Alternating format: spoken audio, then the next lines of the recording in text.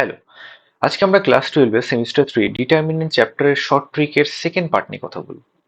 এই ভিডিওতে আমরা দুটো ট্রিক নিয়ে কথা বলবো যেটা তোমাদের হয়তো আগে পরে তোমরা এই ট্রিকগুলো ইউজ করে অঙ্ক করোনি, বাট কনসেপ্টটা তোমরা জানো।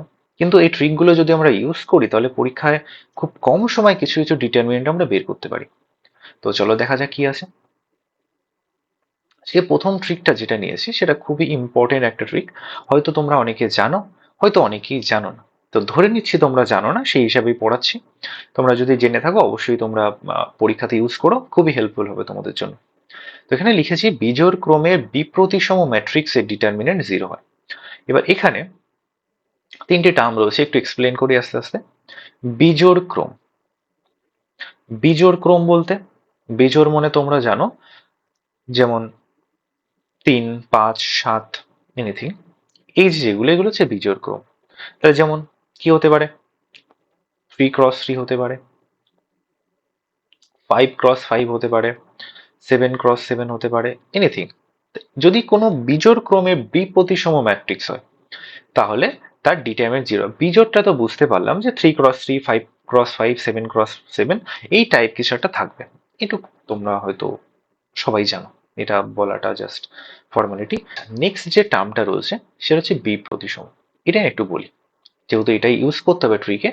বিপ্রতিসমর ব্যাপারটা হচ্ছে যদি কোনো ম্যাট্রিক্সের ক্ষেত্রে A transpose equal to minus A হয়ে যায়, তাহলে এই ম্যাট্রিক্সটাকে, এই যে ম্যাট্রিক্স এ, এটাকে আমরা বিপ্রতিসম ম্যাট্রিক্স বলি। এবার কথা হচ্ছে ট্রান্সপোজ কি জিনিস, হয়তো তোমরা অনেকে জানো, যারা জানো না তাদের জন্য একটু বলে দিচ্ছি। ট্রান্সপোজ মনে হচ্ছে জাস্ট ওইটাকে ফ্লিপ করে দাও। কি করে ফ্লিপ করব? একটা ম্যাট্রিক্সে ফ্লিপ করার আসেই বা কি, আসে হচ্ছে রো আসে আর আছে কলাম। তাহলে এই ম্যাট্রিক্সটাকে যদি আমি ইন্টারচেঞ্জ করে দিই, কিভাবে ইন্টারচেঞ্জ করে দিই? যদি এর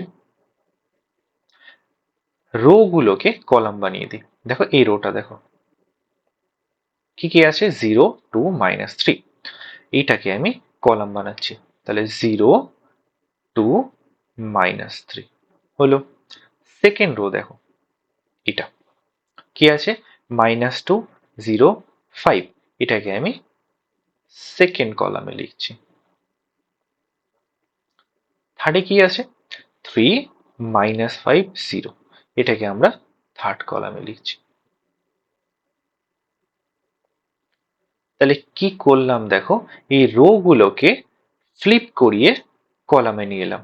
এই যে চেকটা করলাম এটাকে বলা হয় এ ট্রান্সপোজ। তাহলে ট্রান্সপোজ করতে গেলে কি করতে হয়, ওই ম্যাট্রিক্সের রো গুলোকে কলাম করতে হয়, কলামগুলোকে রো করতে হয়। এই যে যে প্রসেসটা, এটাকে ট্রান্সপোজ বলা হয়। এবার আমরা যদি কোনো ম্যাট্রিক্সের ট্রান্সপোজ করার পর দেখতে পাই সেটা এর মাইনাস ভার্সন হয়ে যাচ্ছে, মানে কি, জাস্ট তার মধ্যে একটা করে মাইনাস এক্সট্রা হয়ে যাচ্ছে চেঞ্জ করার পরে, তাহলে সেই ম্যাট্রিক্সটাকে বিপ্রতিসম ম্যাট্রিক্স বলে। যেমন দেখো এইটা আমার এ ম্যাট্রিক্স, আর এটা আমরা ট্রান্সপোজ করে বের করলাম। জাস্ট একবার দেখো তো, একবার একটু রিলেট করে যদি বুঝতে পারো, এখানে 0, 0, 2 এর আগে মাইনাস ছিল, এখানে হচ্ছে প্লাস, এখানে প্লাস ছিল, এখানে হচ্ছে মাইনাস, এখানে প্লাস ছিল, এখানে হচ্ছে মাইনাস, মাইনাস ছিল, প্লাস হয়েছে, মাইনাস ছিল, প্লাস হয়েছে, মাইনাস, মানে প্লাস ছিল, মাইনাস হয়েছে, 0 তো 0। তাহলে এটার থেকে এটা জাস্ট একটা মাইনাস গুণ করে বেরিয়েছে কি, দেখো, জাস্ট যদি একটা মাইনাস দিয়ে গুণ করে দিই এই এ ম্যাট্রিক্সটাকে, তাহলে কি এ ট্রান্সপোজটা বেরিয়েছে। তাহলে এখান থেকে আমরা বুঝতে পারলাম যে এ ম্যাট্রিক্সের ট্রান্সপোজ করেছে, সেটা কি এসছে, মাইনাস অফ এ এসছে, তাই নয় কি? তাহলে এই যে টাইপটা বেরোলো, এই টাইপের ম্যাট্রিক্সে বিপ্রতিসম ম্যাট্রিক্স বলা হয়। তাহলে কি করব আমরা, এটাকে ট্রান্সপোজ বানাবো। ট্রান্সপোজ করার পর দেখতে যদি পাই যে যেটা বেরিয়েছে তার সাথে এর একটা মাইনাস গুণ করা সম্পর্ক রয়েছে, মানে যদি ওই ম্যাট্রিক্সটা থেকে একটা মাইনাস কমন নিয়ে নিই তাহলে সেটা এ ট্রান্সপোজের সাথে সমান হয়ে যাচ্ছে। যদি এটা হয় তাহলে তাকে আমরা বিপ্রতিসম ম্যাট্রিক্স বলছি। আশা করি তোমরা কিছুটা ধরতে পেরেছো যে এইটা আর এটার মধ্যে জাস্ট একটা করে মাইনাস এক্সট্রা আসছে। আর আমরা জানি মাইনাস দিয়ে গুণ করলে চিহ্ন চেঞ্জ হয়, দেখো সেটাই হয়েছে, মাইনাস গুলো প্লাস হয়েছে, প্লাস দিয়ে মাইনাস হয়েছে। তার মানে এই রিলেশনটা হোল্ড করেছে। এ ট্রান্সপোজ, এটা তো এ ট্রান্সপোজ বের করলাম আমরা, তাই না? এটা এ ট্রান্সপোজ আর এইটা হচ্ছে আমার এ।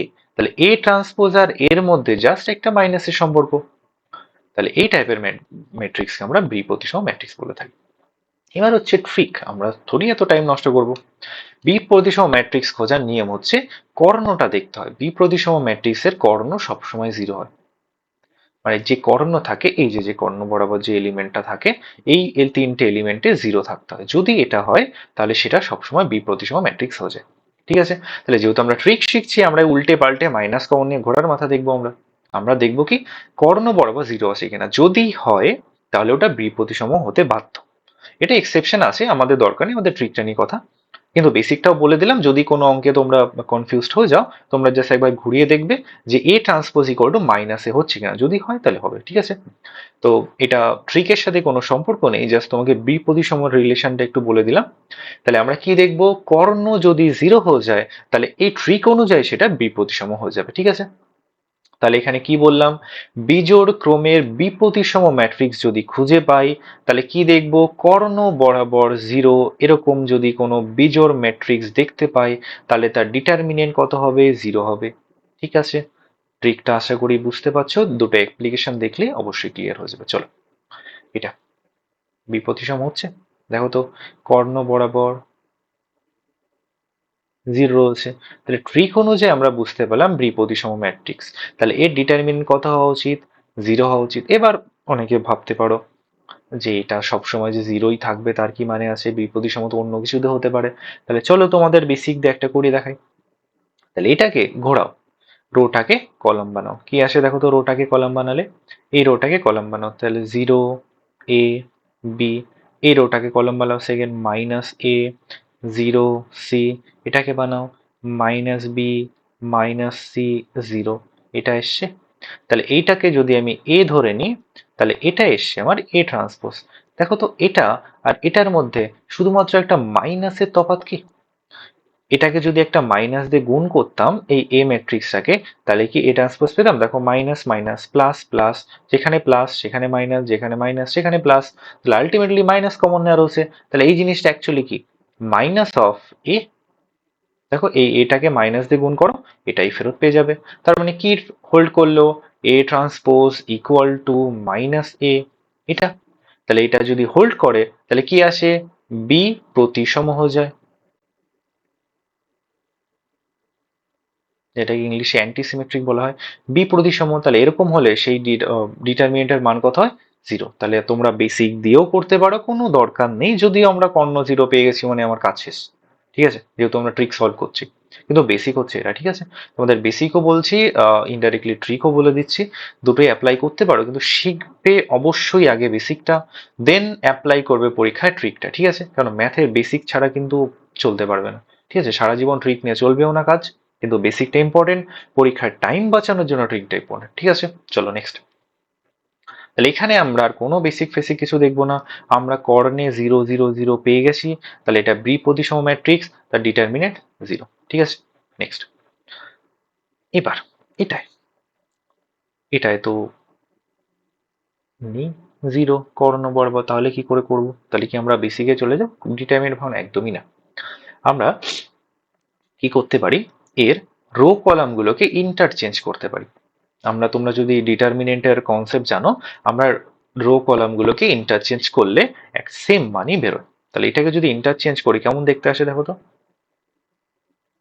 এটাকে এখানে নিচ্ছি, এটাকে এখানে নিচ্ছি, জাস্ট এই রো কলামকে ইন্টারচেঞ্জ করে দিচ্ছি। তাহলে 0 ইন্টারচেঞ্জ মানে অ্যাকচুয়ালি আগে পিছিয়ে নিচ্ছে, যদি তোমরা ধরতে না পারো তো।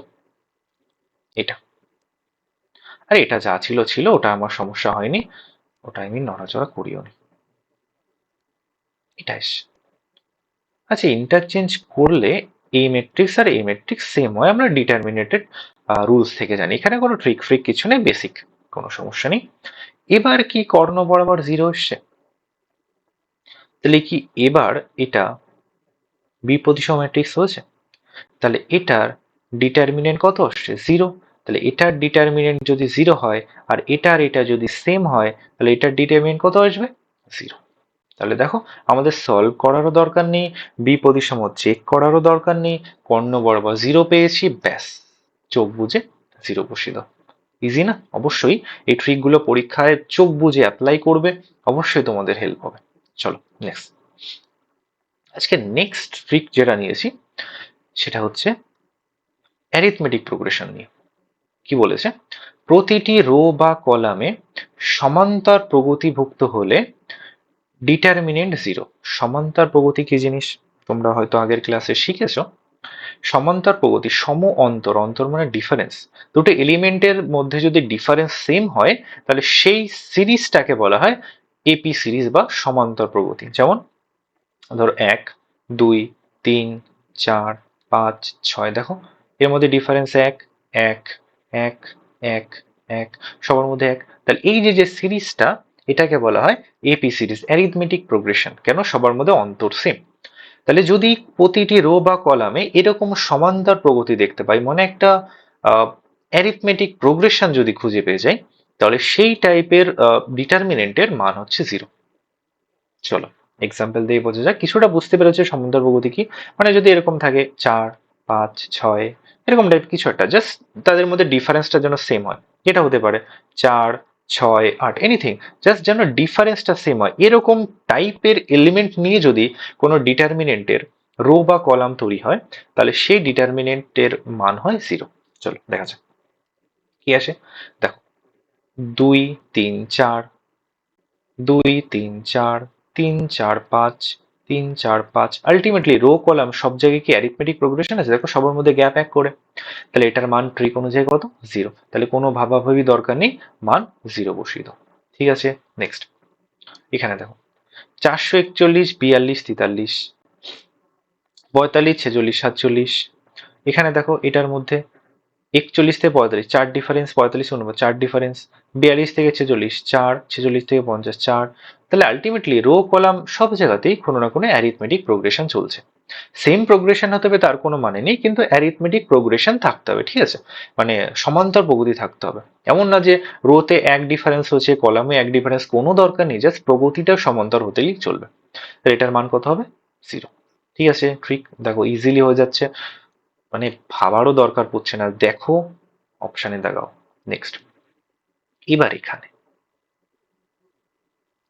এক্স ফিক্স দিয়ে দিয়েছে, একটু অন্যরকম দেখতে লাগলেও আমরা ট্রিক শিখেছি, আমাদের ভয় পাওয়ার কোনো দরকার নেই। কোশ্চেনে বলে দিয়েছে এ বি সি সমান্তর প্রগতিতে থাকলে এই ডিটারমিনেন্টের মান কত। দেখো তো 1, 2, 3, 1, 2, এটা আপাতত একটু হোল্ডে রেখে ভাবো অন্য রো কলামগুলো। 2, 3, 4, ঠিক আছে, 1, 2, 3, 2, 3, 3, 4, এটুকু বুঝতে পারছি যে একটা এপিজিপির ফর্মে আসছে। এ বি সি নিয়ে ডাউট হচ্ছে, আর ডাউটটা সলভ করার জন্যই কোশ্চেনে বলে দিয়েছে এ বি সি সমান্তর প্রগতিতে আছে। তার মানে এই তিনটে নিয়ে আমরা কোশ্চেনেই ক্লু পেয়ে গেছি এরা সমান্তরে রয়েছে। যেহেতু এদের মান জানি না, তাহলে আমরা ডাইরেক্ট বিচার করতে পারতাম না যদি কোশ্চেনে বলা না থাকতো, কিন্তু কোশ্চেনে বলে দিয়েছে। তাহলে আমরা শিওর হয়ে গেলাম এখানে যে কটা এলিমেন্ট আছে সবাই কোন না কোনো সমান্তর প্রগতিভুক্ত। তার মানে এটার মানও 0 ট্রিক অনুযায়ী। ঠিক আছে, তাহলে যেহেতু সবকটা রো আর সবকটা কলামে আমরা সমান্তর প্রগতি খুঁজে পেয়েছি, তাহলে আমাদের অন্য কিছু ভাবার দরকার নেই, ডিটারমিনেন্টের মান কত হলো? 0। তাহলে দেখো আমরা যদি ট্রিক অ্যাপ্লাই করে শিখি তাহলে আমরা কতটা ইজিলি, কতটা টাইম বাঁচিয়ে সলভ করতে পারছি। আর এটা তোমাদের পরীক্ষার জন্য খুবই ইম্পর্টেন্ট। তো এগুলো প্র্যাকটিস করবে, এগুলো চেষ্টা করবে বাড়িতে যখন প্র্যাকটিস করবে কোশ্চেন সলভে ইউজ করতে, যাতে এই হ্যাবিটটা বজায় থাকে তোমাদের। তো আজকে ভিডিওতে এইটুকুই, নেক্সট ভিডিওতে অবশ্যই কোনো না কোনো চ্যাপ্টারে ইন্টারেস্টিং ট্রিক নিয়ে কথা হবে। চ্যানেলকে ফলো করো, বন্ধুদের মধ্যে শেয়ার করো, দেখা হচ্ছে পরের ভিডিওতে। Thank you.